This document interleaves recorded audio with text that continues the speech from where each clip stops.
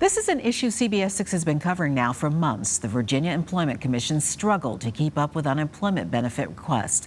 A meeting of the Joint Legislative Audit and Review Commission today is making some new recommendations for the VEC. CBS 6's Caroline Colburn was at that meeting and joins us now live with an update on what was discussed. Caroline? Well, Cheryl, we learned a lot of new details at this morning's meeting, which is just wrapping up inside the Pocahontas building behind me.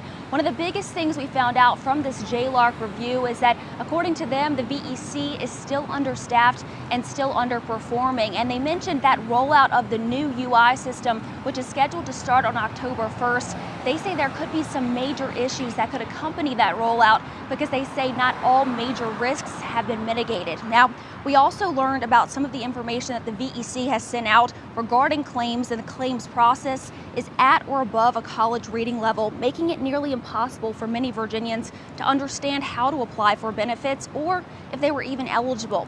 Two of the biggest issues touched on today and that we've been hearing about for months is that the VEC staffing before the pandemic was too low, and the outdated UI system has caused multiple issues and slowed down the claims process. Now, according to this report, as of June, only 2% of adjudications were complete within 21 days, which is the Department of Labor's standard.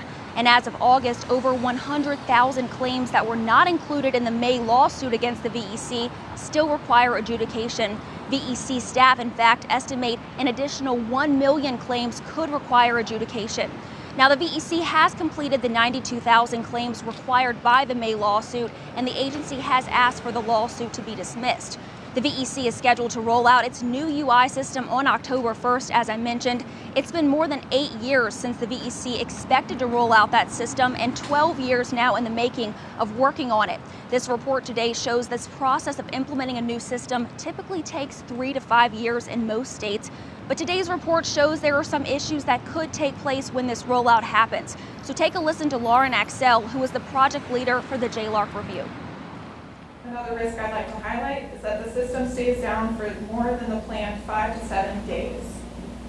This would hinder claimants' ability to file claims and VEC staff's ability to process them.